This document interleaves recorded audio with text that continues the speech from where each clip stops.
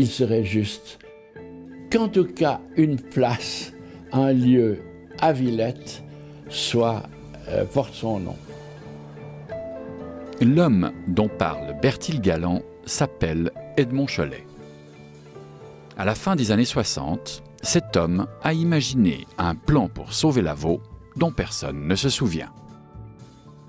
À l'origine de ce plan, on trouve un projet immobilier prévoyant la construction de 3 villas sur des vignes magnifiquement situées de la commune de Villette. Le syndic Chollet refuse le permis de construire, mais ce refus est illégal. À l'époque, les lois sont permissives. Les plans de zone, qui séparent clairement les terrains à bâtir des terrains à protéger, n'existent pas encore.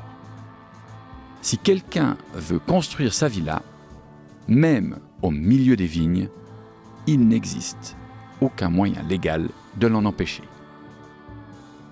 Mais Edmond Chollet trouve la parade. Elle est révolutionnaire. Il élabore un plan d'extension, on dirait aujourd'hui un plan d'affectation, qui rend inconstructible 93% du vignoble. Pour dédommager les vignerons qui perdent ainsi d'un coup leurs droits à bâtir, on consacre les 7% restants à la construction. L'idée était protectrice et Chollet était le premier des protecteurs. Et c'est une solution qui était acceptée aussi bien chez les gens qui réfléchissaient, aussi bien par la droite que la gauche. Olivier de La Fontaine, je dirais, Ligue vaudoise droite, Max Lévy à gauche.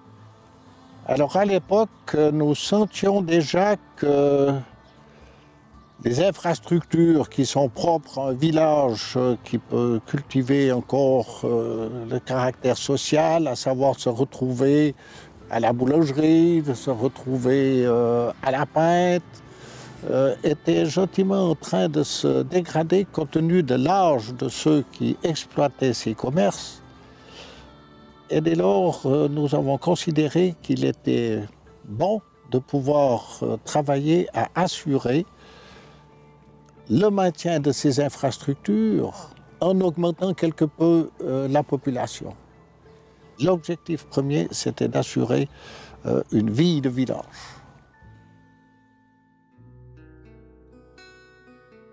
À l'époque, combattre l'éparpillement des villas en densifiant est une idée révolutionnaire. Pourtant, l'idée séduit les habitants de Villette. Ils acceptent le plan de leur syndic en votation populaire. Les 3 villas ne pourront pas se construire. Le plan Chollet devient un exemple que les autres communes de Lavaux peuvent suivre pour sauver leur vignoble. Mais cet élan protecteur est coupé par l'arrivée de Franz Weber.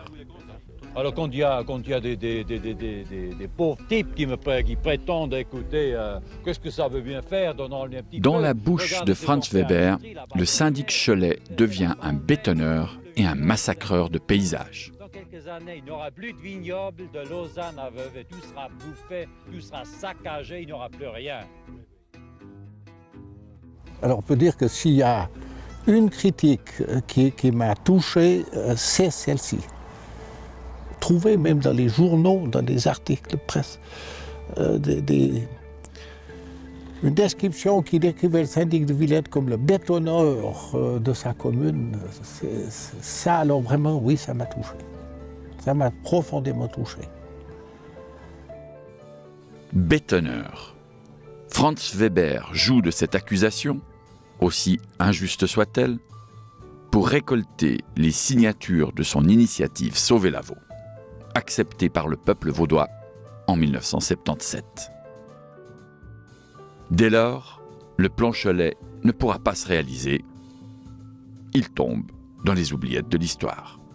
L'oubli d'Edmond Chollet, c'est une injustice de l'histoire, mais c'est une injustice à la dynamique qui a été engagée à ce moment-là et dont on ne se souvient plus, qui aurait pu engager une évolution très harmonieuse dans l'ensemble du territoire, en particulier de Lavaux. Et cette dynamique, Franz Weber l'a complètement cassée, il l'a anéantie. Oui, l'injustice est manifeste. Maintenant, effectivement, aujourd'hui, La majorité des personnes imaginent que sans Franz Weber, Lavaux serait bétonné, bâti en tout cas dans des proportions absolument énormes, alors que c'est absolument faux. Pour moi, c'est une injustice flagrante. Moi je suis vigneron, quand on vient à la carte, on dit « Oh, moi, heureusement qu'il y a eu Franz Weber, et autrement, ça serait tout construit. » Mais je peux m'insurger là-dessus, parce que c'est pas vrai. Le premier qu'on devrait donner la palme, c'est déjà Edmond Chollet.